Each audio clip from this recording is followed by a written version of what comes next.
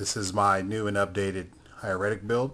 Got 3 Effect Veiler, 3 Tefnuit, 3 Aset, 3 Sue, 3 Red Eyes Darkness Metal Dragon, 1 Light Pulsar Dragon, 1 Nepthet, Gores, Birdman, Luster Dragon, and 1 Wattail Dragon.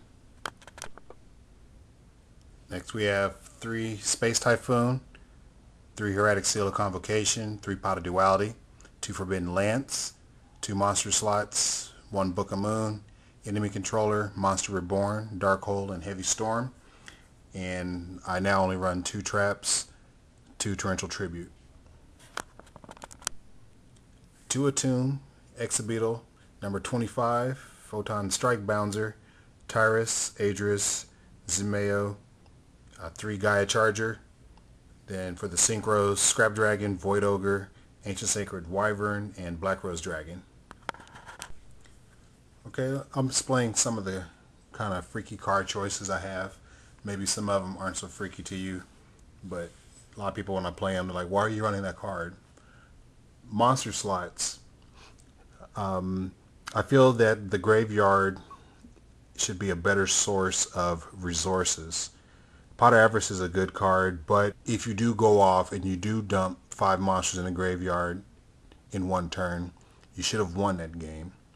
I was running Xyz's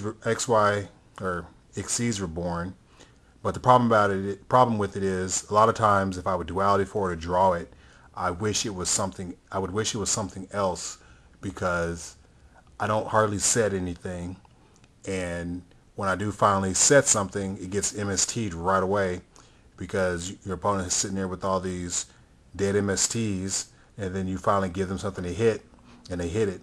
And it's best, Xyz's Reborn is usually best if you have an Xyz in a graveyard already.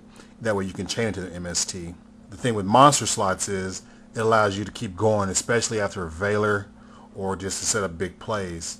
You can go Tefnuit, then Sue, get your vanilla, activate Monster Slots, target your vanilla or your Sue, banish your Tefnuit, and then flip a card off the top. If it's a level 6, like Light Pulsar, or another Sue, or the other vanilla, then you just keep on going and keep spamming. If it's a spell, then you got a free card, you want to draw it next turn. If it's Red MD, then you just pretty much OTK'd. So that's why it's in there. It's like give the additional push. 3's overkill. 1, you don't see it enough, so I feel the 2 is just right. Enemy Controller. The monsters like to get their effects when they're tributed. Enemy Controller does that. It allows you to OTK through Gores. It allows you to move things out the way. In a mirror match, it's bananas. Against Chaos Dragons, it's super bananas, and that's why I run it. Birdman, I'm going to show you guys a video explaining why I run Birdman. He allows you to have OTKs with just 3 cards, in addition to recycling your Gores, recycling your Red MD, just more OTK enabling. Zimeo, another card that I can't say, especially mine, because mine's not in English. It's, I don't know what language that is, Portuguese, Spanish, or something. You guys know I hate backrow.deck, and I have the ability to exceed for rank 5s, and I get to blow up all their back row. So as much Spell Trap Destruction I can run, I like to run it. And if he gets Veilered, then I can always just exceed over him for Gaia Charger, and then just pierce on him, or just hope it lives a turn and try to blow the back rows up again. Force Focus. Just about everybody runs this in their Hieratic build.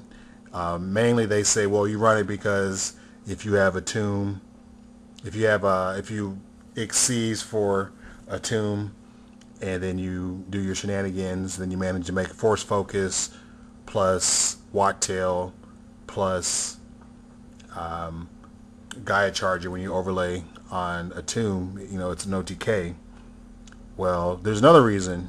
When you play Inzectors and you've already used your Strike Bouncer, you can bring him out. The cool thing is when The Inzectors activate their effect to equip Hornet. They now become a level 6. When they become a level 6, you can detach a material from force focus to negate their effect.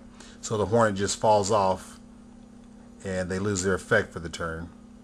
And that's pretty freaking hot. So he in essence becomes your situational strike bouncer in backup. Since I'm running Birdman, I can run Void Ogre. Everybody knows that this deck, goes through its hand really fast, and then you lose the Dark Hole the next turn. Birdman allows me to extend a little bit, and then I can go into Void Ogre if I'm fearing Dark Hole, and then force them to have to bait a negation, so then they can follow up with Dark Hole. Plus he's 3,000 attack, 3,000 defense, and he puts in work. So let me know what you guys think about the build. Again, thank you so much, Mecha Jayoon, for the Charizard. Love you bunches. It's Dub K Dad, and I'm out.